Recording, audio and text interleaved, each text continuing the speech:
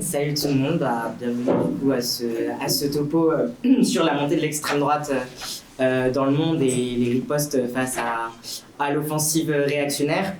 Là on fait ce topo notamment dans le contexte où le 8 mars dernier était très rempli, avec 300 000 personnes qui ont manifesté partout en France à l'occasion de la journée internationale de lutte pour les droits des femmes. Dans un contexte aussi où les violences sexistes et sexuelles elles sont mises en lumière par une succession d'affaires, comme par exemple le procès Pellico sur la soumission chimique, le procès de Christophe Rugia aussi sur les violences sexuelles dans le cinéma. Et en fait, ce qu'on constate, c'est que le sexisme, il est présent absolument partout, dans toutes les sphères de la vie des femmes, au travail, en famille, dans la rue, et peu importe le milieu social. Et dans les manifestations du 8 mars, il y avait des mots d'ordre, donc bien sûr, contre les violences sexistes et sexuelles, aussi des mots d'ordre de solidarité avec le peuple palestinien. Et à Paris, la manifestation elle a été marquée par quelques événements, notamment la tentative des collectifs d'extrême droite comme Némésis ou Nous Vivrons, qui ont tenté en fait d'entrer dans la manifestation, protégés par la police bien évidemment, mais qui ont été repoussés par les manifestants, et à raison, puisque dans certains pays, sous la pression de l'extrême droite, les droits des femmes ils sont remis en cause. Alors on va un peu revenir dessus, mais ces dernières années, elles ont aussi été marquées par des mouvements féministes d'ampleur, capables parfois de faire trembler des régimes entiers. L'objectif du topo, du coup, c'est de partager notre analyse sur les conséquences de la montée de l'extrême droite sur les droits des femmes et des LGBTI, de revenir sur les derniers mouvements pour les droits des femmes, comme le mouvement Femmes, Vie, Liberté en Iran en 2022. Voilà. Vous dites pour la traduction, les camarades, si jamais c'est trop rapide. Et du coup, je laisse Clara commencer. Alors cette année, on fête les 50 ans de la loi Veil, mais comme l'a dit Sam, ces dernières années, elles ont quand même été pavées d'attaques sexistes et LGBT-phobes. Alors ce qui se passe aux États-Unis, donc qui est quand même la première puissance impérialiste mondiale, ça a évidemment un impact important sur le reste du monde. À peine l'annonce de la réélection de Trump, les réseaux sociaux de ses soutiens, ils sont colorés du slogan « Ton corps, mon choix ». L'expression, c'est une reprise du slogan des années 60 « Mon corps, mon choix », qui réaffirmait le droit des femmes à disposer de leur corps. Et immédiatement après sa prise de pouvoir, Trump il a mis en place des décrets en s'attaquant aux droits des femmes et aux droits des LGBT. Il s'est tout d'abord servi de pseudo-caractérisation biologique pour en faire des caractérisations sociales et réaffirmer violemment les genres dans la société capitaliste. Dans cette lignée, Trump il a enlevé tous les financements gouvernementaux pour l'aide à la transition de genre. Il a coupé les financements des établissements de santé qui pratiquaient les procédures de chirurgie ou de traitement chimique comme les bloqueurs de puberté. Il a justifié ces décrets par le fait que les fonds fédéraux ne devaient pas être utilisés pour promouvoir l'idéologie de genre ou le délire transgenre. Alors, la chasse aux politiques d'inclusivité, elle a également eu lieu dans des sphères vraiment très surprenantes.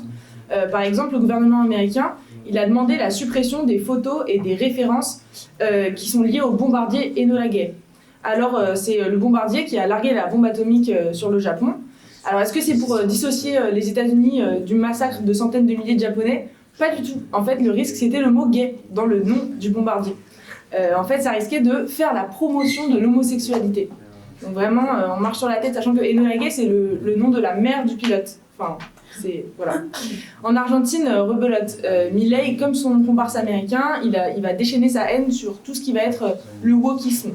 Il a déclaré au Forum de l'économie de janvier 2025 que l'idéologie de genre, ça constituait une maltraitance des enfants. Il a ensuite comparé l'homosexualité à la pédophilie. Sur les femmes, Milei ne fait pas non plus dans la dentelle. Dans ce même forum, il a annoncé vouloir supprimer la notion pénale de féminicide. Donc c'est une notion qui a été incorporée en 2012 au code pénal argentin. La notion de féminicide, elle considère comme circonstance aggravante et passible de la perpétuité l'homicide d'une femme relevant de violence de genre, c'est-à-dire qui est tuée pour sa condition de femme parce que c'est une femme. Le code pénal, il considère également, par exemple, les questions de religion ou d'orientation sexuelle comme des circonstances aggravantes.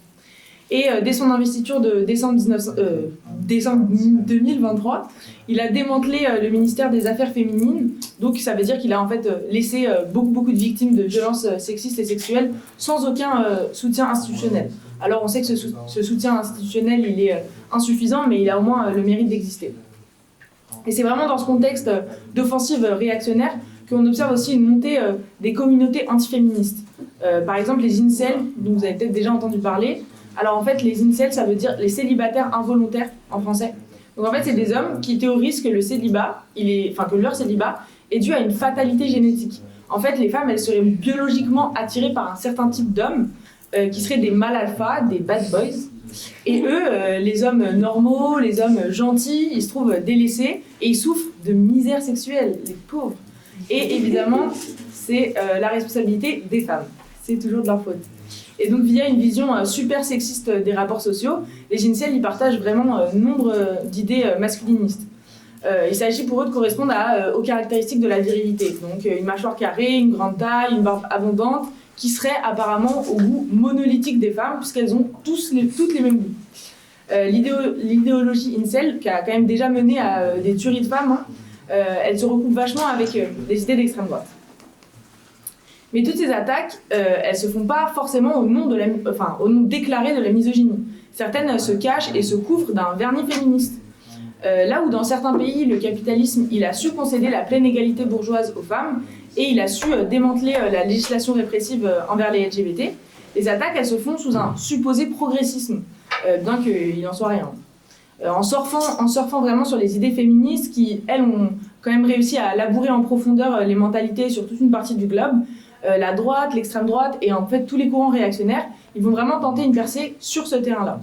Donc par exemple, reprenons le gouvernement Trump, il a voté un nouveau décret qui dénonce le fait que les hommes s'identifiant comme femmes accèdent à des espaces et des activités non mixtes conçus pour les femmes, comme des centres d'accueil pour femmes victimes de violences conjugales ou le sport féminin, qui désormais sont interdits aux femmes transgenres. En visant les femmes transgenres, Trump il fait vraiment passer sa transphobie pour une forme de féminisme, ce qui est quand même très très hypocrite quand on voit que toute sa campagne présidentielle elle était basée sur des idées masculinistes et que pendant son précédent mandat il a quand même permis la révocation de la protection constitutionnelle des droits à l'IVG et d'ailleurs il a lui-même été condamné en 2023 pour agression sexuelle. Donc Trump, grand défenseur des femmes, on se moque un peu du monde quand même. Et alors ces dernières années, à l'heure où Marine Le Pen elle-même elle s'est déclarée sensible à la cause des femmes, on observe vraiment une montée des courants qui se déclarent du féminisme, mais en fait qui sont profondément réactionnaires et notamment qui s'opposent à la reconnaissance des femmes trans. Alors l'un des plus visibles, c'est celui qu'on appelle les fémélistes. C'est un terme qui a été inventé par Dora Muto. Et effectivement, elles ne sont pas féministes, quoi. Ce terme, il assimile les femmes à des femelles et les hommes à des mâles. Et il révèle du coup un essentialisme biologique qui est rigide et super excluant. Ce courant, il prétend s'opposer au transactivisme et à une supposée idéologie trans qui décrit comme une menace pesant sur le droit des femmes. Donc c'est vraiment sous couvert de féminisme. Ces fémélistes, elles défendent l'idée que les femmes trans, elles resteraient des hommes et elles chercheraient à s'infiltrer dans les espaces féminins pour y imposer la domination masculine, en ciblant notamment des lieux de non-mixité comme les prisons, les refuges pour femmes victimes de violences ou encore une fois le sport féminin. Par les réseaux sociaux notamment, mais aussi par les programmes scolaires comme les cours d'éducation à la vie affective et relationnelle, l'idéologie trans tenterait d'influencer les enfants. Alors sur le plan médiatique et politique, ces militantes comme Dora Muto ou encore Marguerite Stern, qui est une ancienne fémène, elles ont trouvé un écho dans les médias de droite et d'extrême droite, comme Le Point, Sud Radio, etc. Au point où Marguerite Stern elle a quand même été invitée à l'université d'été du parti d'extrême droite Reconquête, donc d'Éric Zemmour. Alors ce rapprochement entre ce féminisme et l'extrême droite, il doit vraiment rien au hasard en fait. Il s'appuie sur une vision essentialiste des femmes, un rejet teinté de complotisme d'un prétendu lobby transactiviste et une critique super réactionnaire du genre. On les appelle les Exclusionary Radical Feminists, donc les TERF. À travers les médias et en utilisant des méthodes en utilisant des méthodes réactionnaires, en exagérant sur la réalité de la transidentité et en le présentant comme un danger pour les cercles féministes, mais aussi pour les femmes en général, ces courants ils vont vraiment reproduire les logiques de l'extrême droite, notamment sur l'immigration et les théories réactionnaires du grand remplacement. D'ailleurs, ces théories, elles sont pas en reste avec l'émergence des courants fémo-nationalistes. Donc on a enfin trouvé les vrais féminazis, quoi. Notamment en France, elles sont représentées par le collectif Némésis. Ce courant, encore une fois sous couvert de féministes, il va porter aux immigrés en général et aux musulmans en particulier la responsabilité des violences sexuelles et sexistes. Ces femmes, elles disent défendre les femmes occidentales. Donc elles obligent quand même volontairement toute une partie des femmes qui sont victimes des violences sexistes et sexuelles. Et puis, ces femmes, elles servent de caution féministe aux politiques autoritaires, racistes et islamophobes. Le patriarcat et le capitalisme, pourtant à la base de l'exploitation et de l'oppression des femmes, sont totalement évacués au profit d'une vision xénophobe et identitaire. Alors même que les violences sexistes et sexuelles, elles sont présentes dans toutes les couches de la société, ces nationalistes réactionnaires, elles présentent cela comme le fait d'hommes étrangers dangereux uniquement pour les femmes occidentales. C'est ce groupe d'ailleurs, donc Némésis et leur combat, qui a été félicité par Bruno Retailleau en janvier. Donc Némésis, vraiment, ça se sert des combats féministes pour défendre des intérêts qui ne sont pas les nôtres, quoi. Des intérêts qui sont ceux de la bourgeoisie et qui ont en effet tout intérêt au maintien du patriarcat, du racisme et du nationalisme.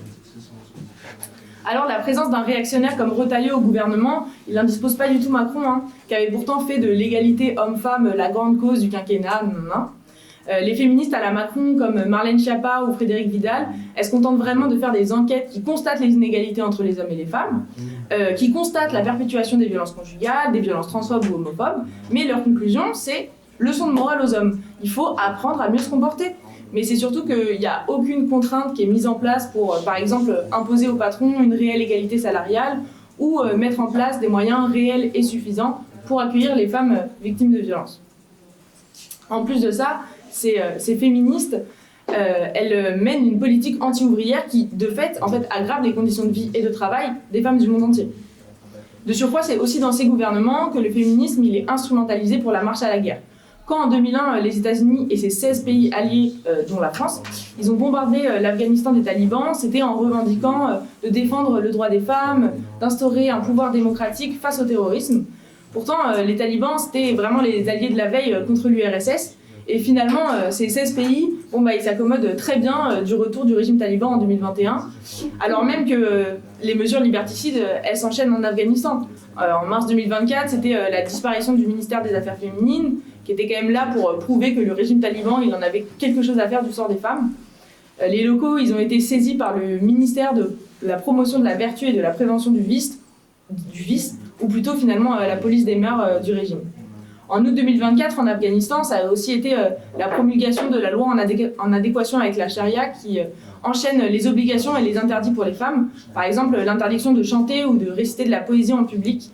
Et en décembre, ce sont les arrêtés d'interdiction aux femmes de se montrer aux fenêtres. C'est vraiment des pas supplémentaires dans l'invisibilisation des Afghanes qui déjà ne peuvent plus étudier au-delà du primaire, ne peuvent plus aller dans des parcs, les salles de sport, les salons de beauté, ne peuvent plus conduire de voiture et ne peuvent quasiment plus sortir de chez elles sans chaperon. Alors les 28 millions d'Afghanes, elles sont vraiment emprisonnées chez elles pour le seul crime d'être une femme. Et si ces mesures d'apartheid sexistes, elles sont mises en place sous couvert de religion, c'est que le sexisme y règne en maître sur la planète. Depuis son retour en 2021, le régime taliban, il a trouvé sa place dans un ordre international dans lequel il n'est pas contesté. Les liens diplomatiques qui sont noués et les signatures de contrats avec les pays occidentaux pleuvent. Mais les femmes, elles en payent le prix fort. Par intérêt économique, par racisme, par volonté d'un rapport de force en leur faveur, les bourgeoisies occidentales, elles n'hésitent pas à se frotter les pieds sur le tapis du féminisme.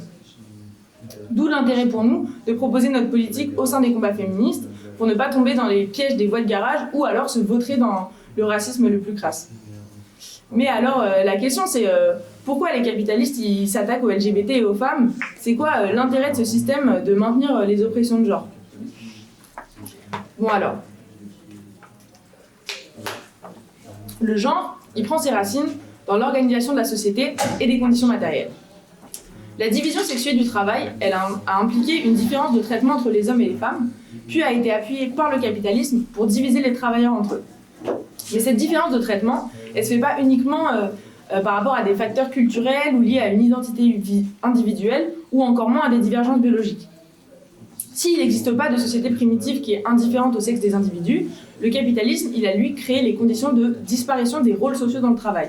Une société où, finalement, les différences de sexe, elles n'auraient pas de signification sociale. Notamment en faisant accéder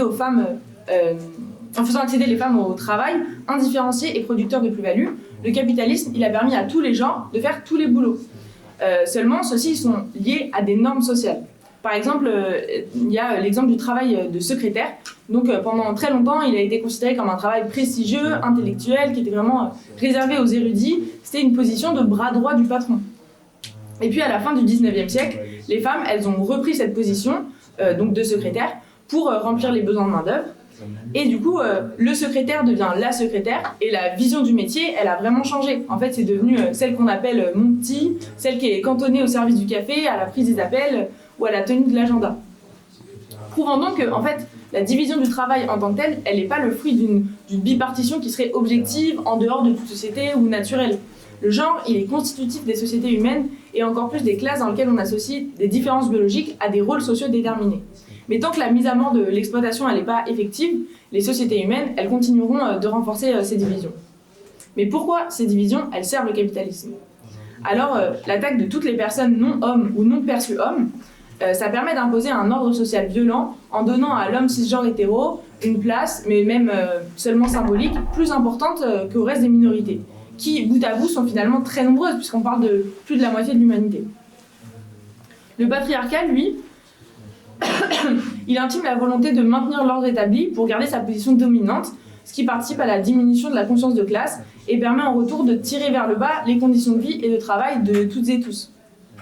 Là où les discriminations et l'oppression, elles sont lancées par en haut via donc, les attaques et les lois comme on l'a vu, la réalité des jeunes LGBT, c'est surtout d'être mis à la rue, d'être plongés dans la précarité la plus totale et d'être obligés d'accepter des conditions de travail désastreuses pour pouvoir tenter de survivre. Puisque en Europe, 17% des personnes LGBT se sont déjà retrouvées sans domicile, contre 4% de la population générale. Donc on voit quand même la différence. L'exploitation capitaliste, elle repose sur la mise en concurrence des travailleurs. Les femmes et les LGBT sont plus touchées par la pauvreté, le chômage, et deviennent donc une population qui est corvéable à merci.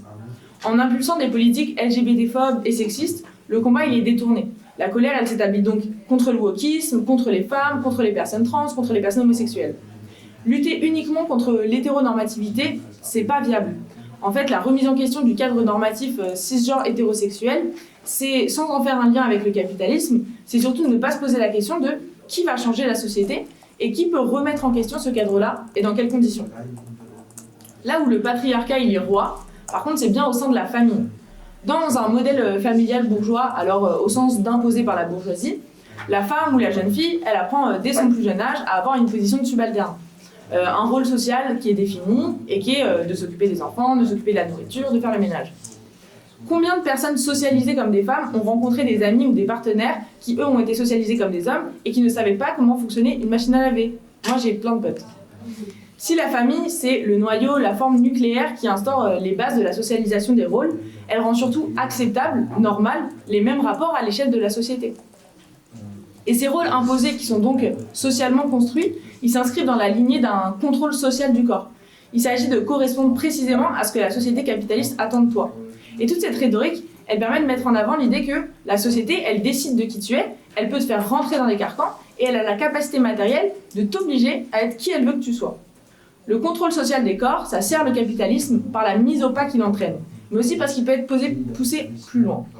Dans le cas des idées masculinistes, comme celle des incels, si un homme idéal, c'est un homme musclé, barbu, etc., c'est aussi parce que c'est un homme qui peut protéger sa famille, sa femme, ses enfants. Et du coup, il peut aussi protéger les siens, sa nation. Ces politiques nationalistes, si on les tire un peu, c'est vraiment la division entre les travailleurs. C'est des politiques pro-capital. Et on peut voir la même chose dans le rapport au corps des femmes. Le contrôle social du corps des femmes, c'est pouvoir déterminer une nouvelle génération d'enfants et une génération qui répondra aux attentes du capitalisme. Une génération de chair à canon ou une génération de chair à patron.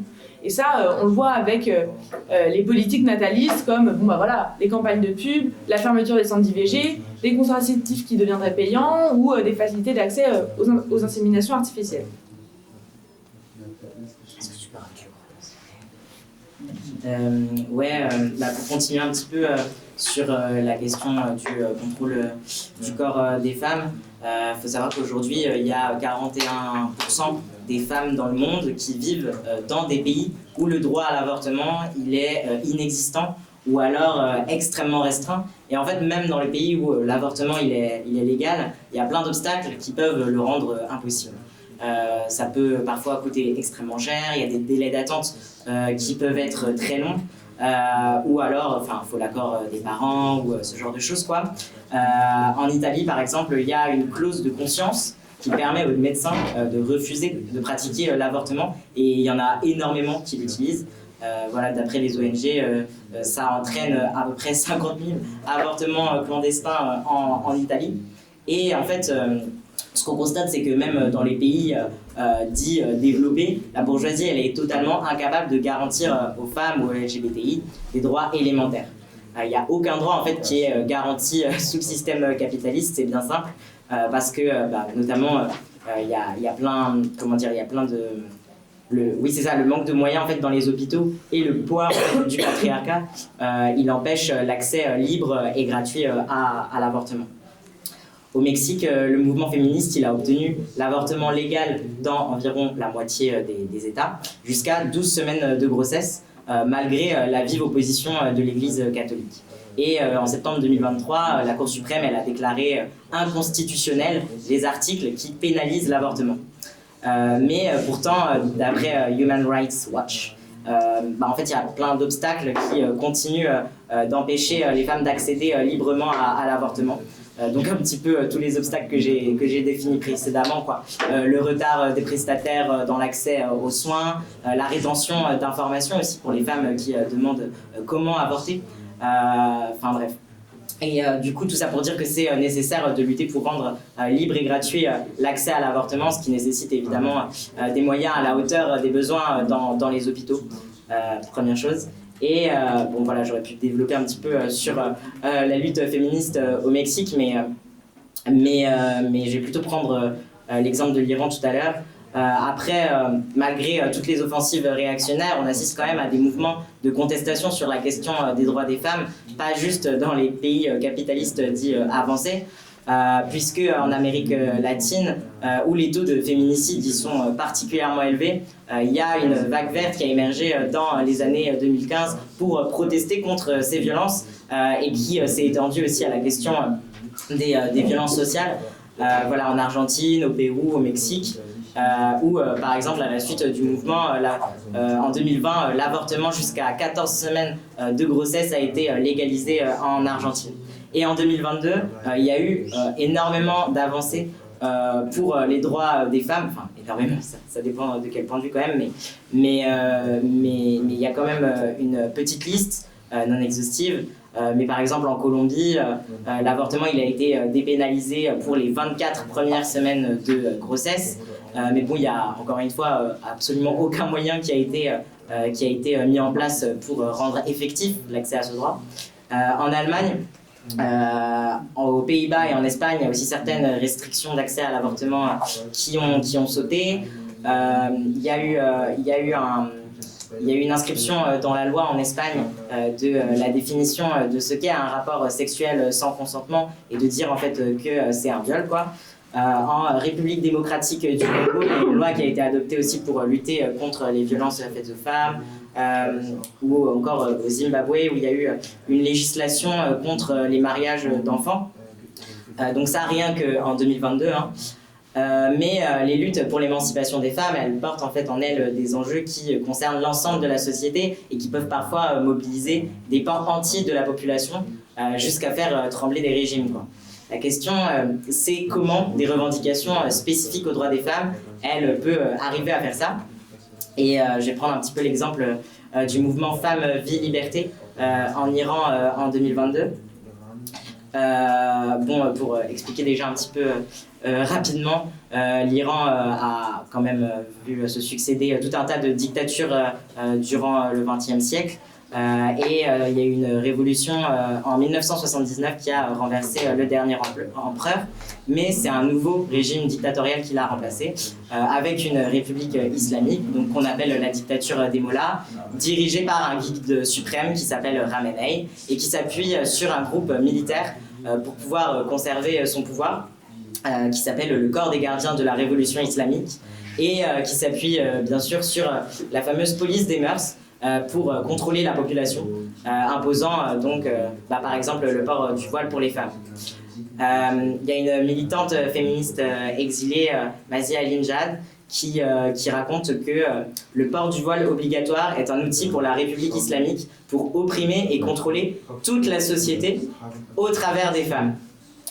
Et en fait, moi je trouve que cette phrase elle est assez marquante parce qu'en fait, ça exprime un peu l'omniprésence, je trouve, de la police des mœurs et c'est vraiment des patrouilles dans les rues constantes qui répriment en fait, prêtes à réprimer un peu chaque personne qui se soumettrait pas à la loi islamique, et c'est un véritable pilier de la dictature parce que ça permet en fait c'est ça, de contrôler l'ensemble de la population sur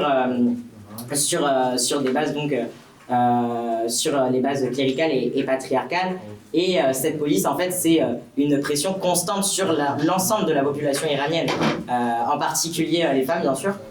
Mais en fait, ça s'appuie sur la religion pour mater toute forme d'opposition à l'ordre établi et pour surtout inspirer la crainte envers le régime.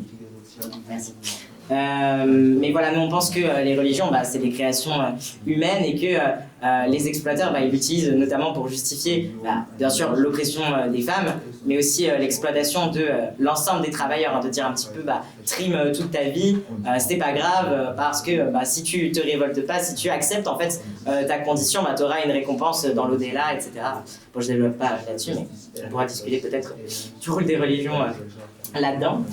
En tout cas, il y a eu des premières manifestations en fait après la mort de Mahsa Amini, qui est du coup une jeune femme originaire du Kurdistan iranien, du Kurdistan, qui du coup se rendait en voyage à Téhéran pour rendre visite à sa famille, et elle a été arrêtée en fait en septembre 2022, le 13 septembre, par la police des mœurs pour port de vêtements inappropriés. Donc elle était avec son frère à une station de métro et la police l'embarque comme ça, mais en fait ça arrive malheureusement assez souvent qu'en pleine rue, il y a des gens qui se fassent enlever par la police des mœurs, quoi. Et du coup la police elle va dire à son frère mais t'en fais pas, elle va ressortir dans 1 heure, on va juste lui faire passer un interrogatoire, sauf qu'en fait quand elle ressort, elle doit être transportée à l'hôpital des suites des blessures que la police lui a fait subir, et elle en meurt. Et en fait, ce meurtre-là, il va vraiment secouer, profondément, marquer l'ensemble de la société iranienne. Et dès le 18 septembre, il y a eu des manifestations monstres organisées. Ça a commencé à Sanandaj, où il y a eu beaucoup de femmes dans la manifestation qui enlevaient leur voile ou même qui le brûlaient en signe de protestation. Et il y a eu aussi des manifestations à Téhéran, la capitale, où il y a eu de nombreuses étudiantes qui ont commencé, qui étaient dans la manifestation. Le début des manifestations était rempli de jeunes, en particulier de jeunes femmes. Et donc c'est là que le slogan « Femme, vie, liberté » est apparu. C'est inspiré en fait d'un slogan féministe kurde. Mais il y avait aussi directement, dès les premières manifestations, et c'est vraiment ça qui est marquant, le slogan « Mort au dictateur ». C'est-à-dire que les manifestantes, elles sont sorties dans la rue, pas juste pour demander de changer la loi sur le port du voile, pas juste pour demander de négocier avec les mollahs. La réaction, c'était directement tout de suite de s'en prendre à l'État en place, de s'en prendre aux bourgeois et de s'en prendre au dictateur, quoi. Donc c'était directement, extrêmement politique, extrêmement radical. On voit dès les premières manifs, c'était des confrontations avec la police, bien sûr. Mais je reviens sur le rôle de la police plus tard.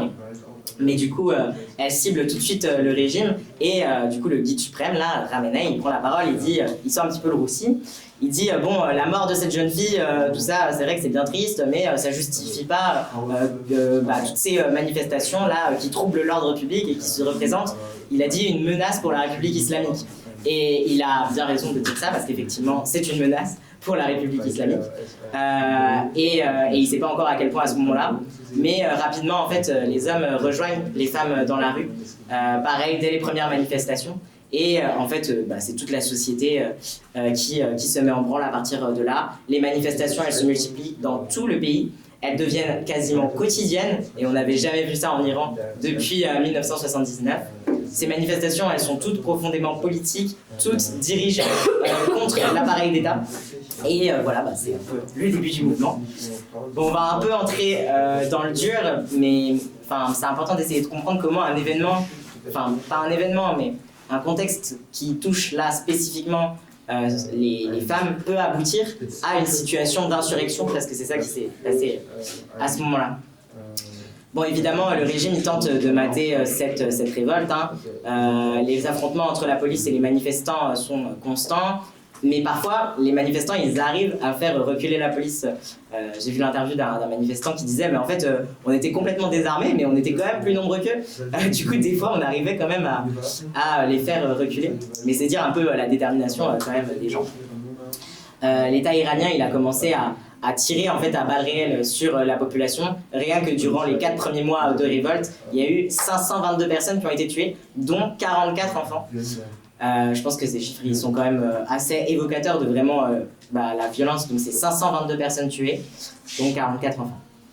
Il y a des manifestants qui se font arrêter, torturer, des manifestants qui se font même violer, tuer, enfin c'est vraiment horrible quoi.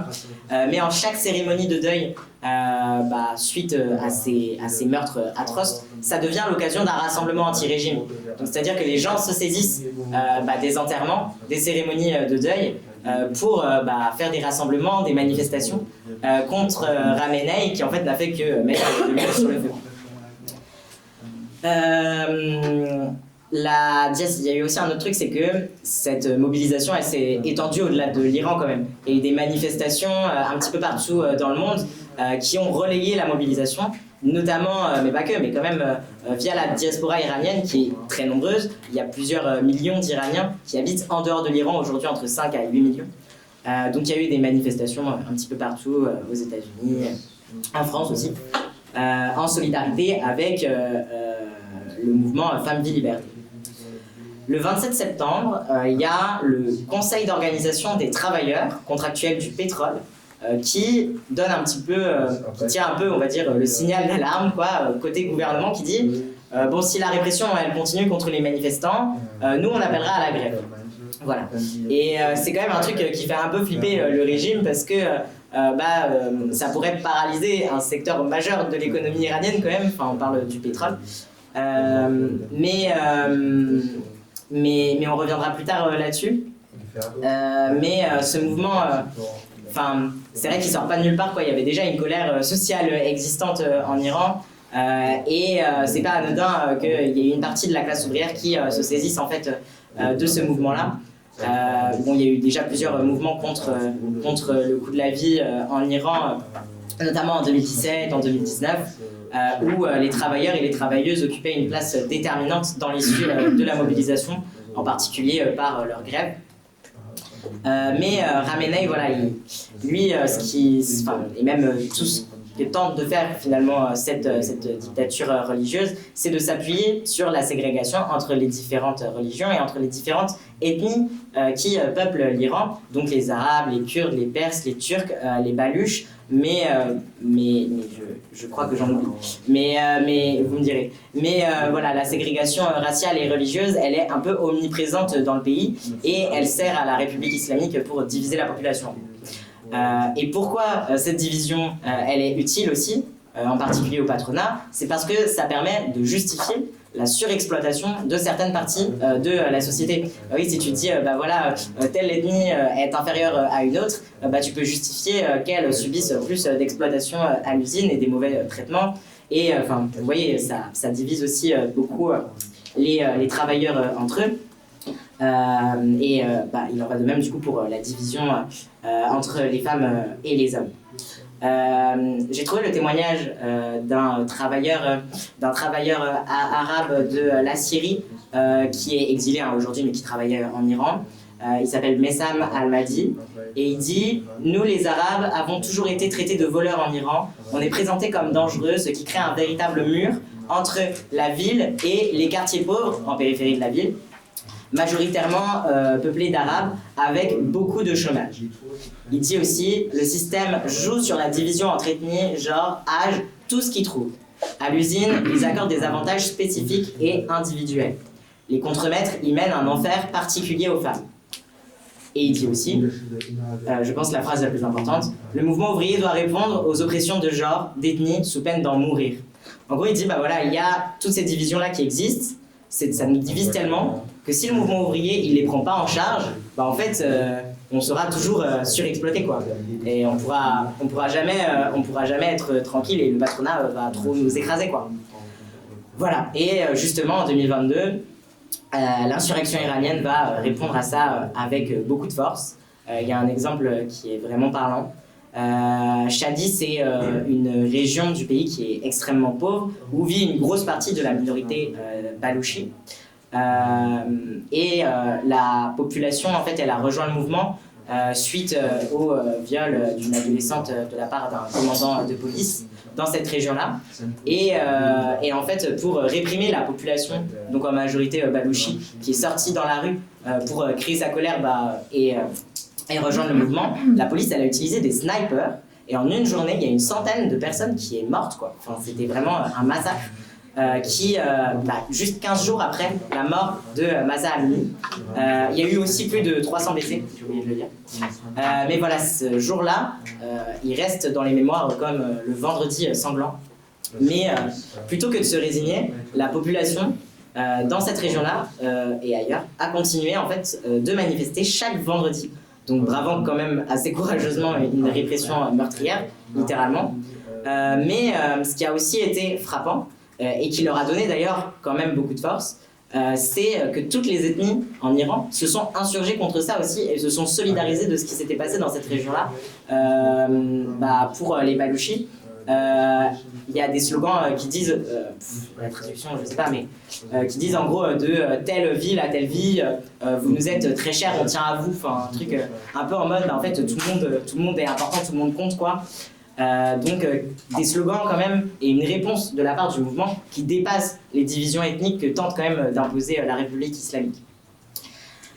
Il y a aussi un truc assez parlant dans ce mouvement-là, c'est, je l'ai dit au début, hein, mais les manifestations elles sont quand même très jeunes. Dès le début, c'est un petit peu les jeunes femmes qui étaient un peu à la tête du mouvement, quoi, qui sont à la tête du mouvement.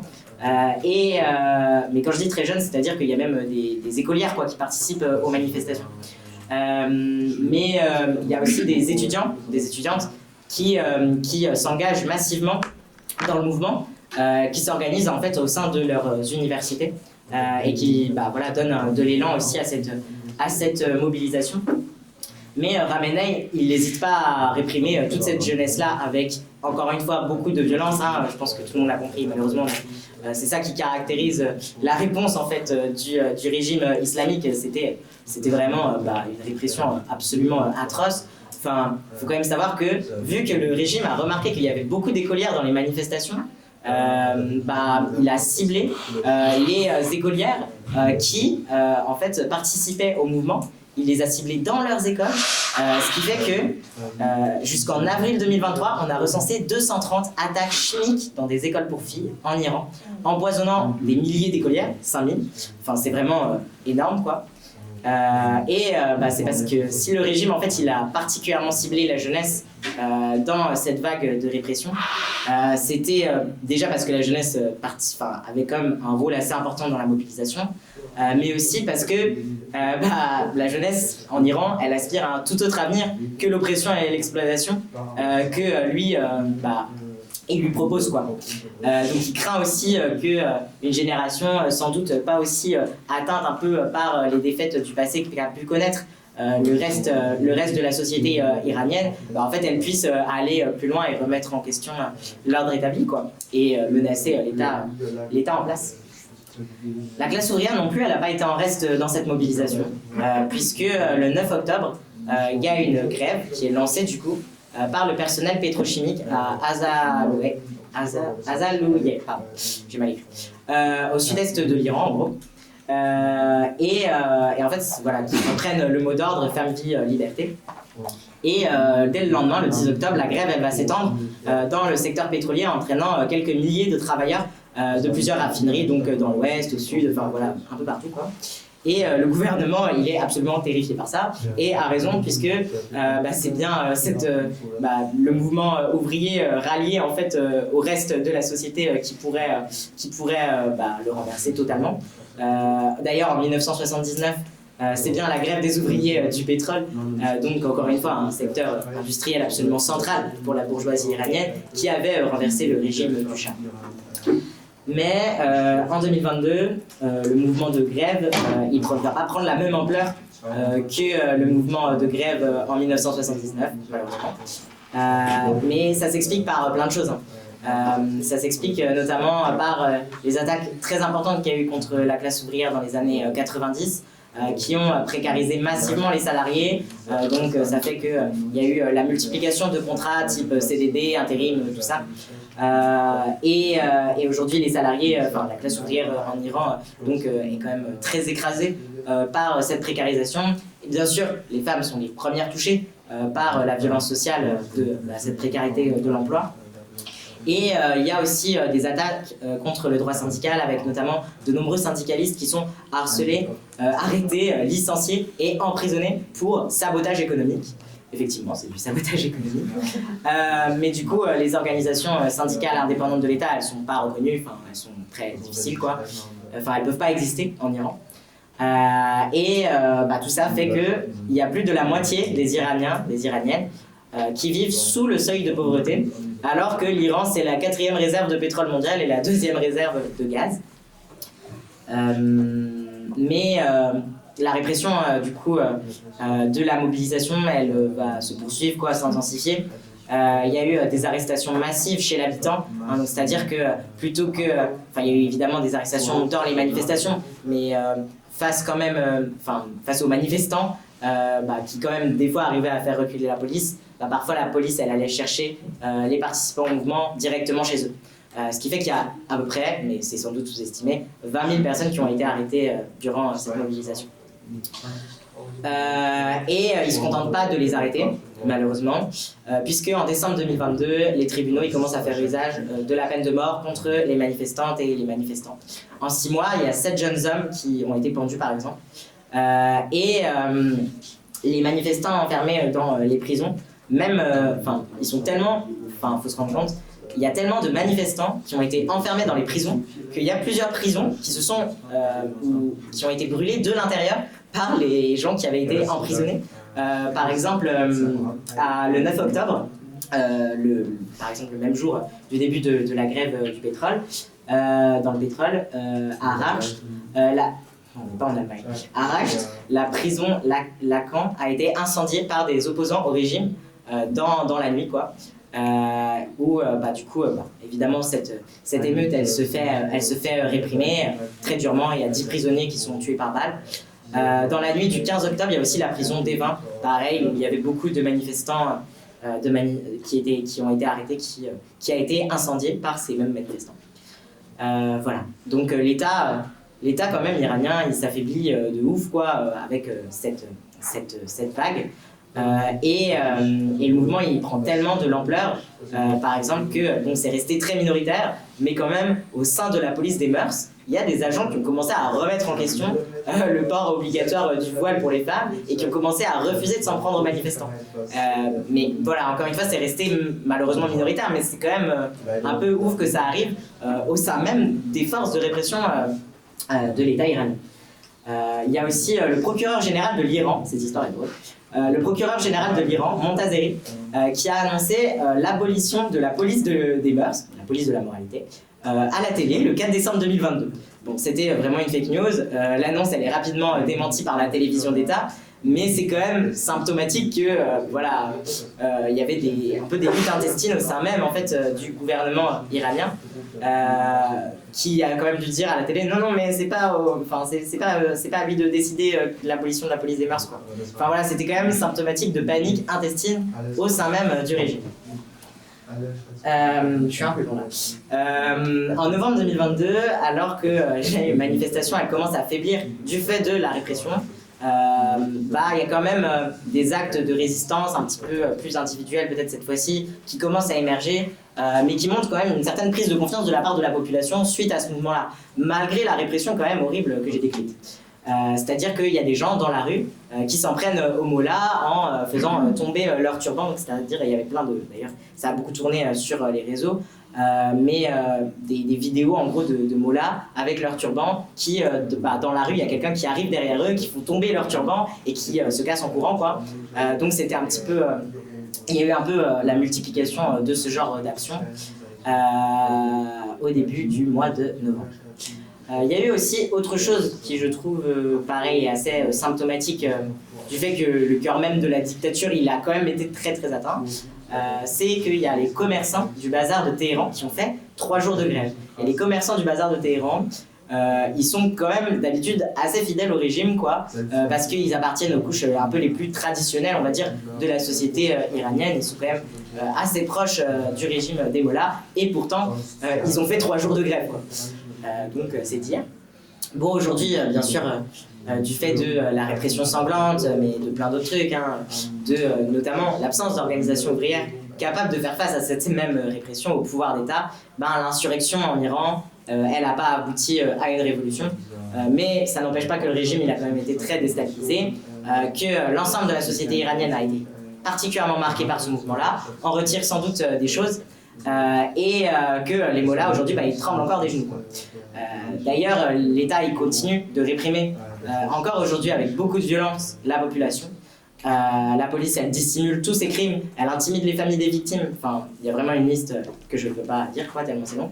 Mais il y a plein de choses qui sont mises en place, notamment par exemple rien que récemment en avril 2024, les autorités iraniennes ont lancé une nouvelle campagne de répression, le plan Nour, donc qui consiste à multiplier encore plus les patrouilles de la police des mœurs, qui est déjà un peu omniprésente dans l'espace public.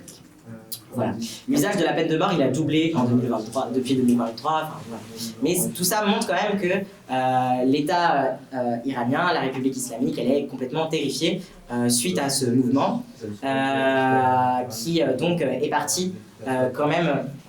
Enfin, les femmes, elles ont été quand même à la tête du début de la mobilisation, mais ce qui a marqué le coup, c'est qu'elles ont porté en gros une révolte de la part de l'ensemble de la société iranienne, quoi, que c'est vraiment à travers leur oppression, il y a tout le reste des questions, des enjeux posés notamment pour l'ensemble des travailleurs et des travailleuses en Iran qui ont été soulevés, quoi.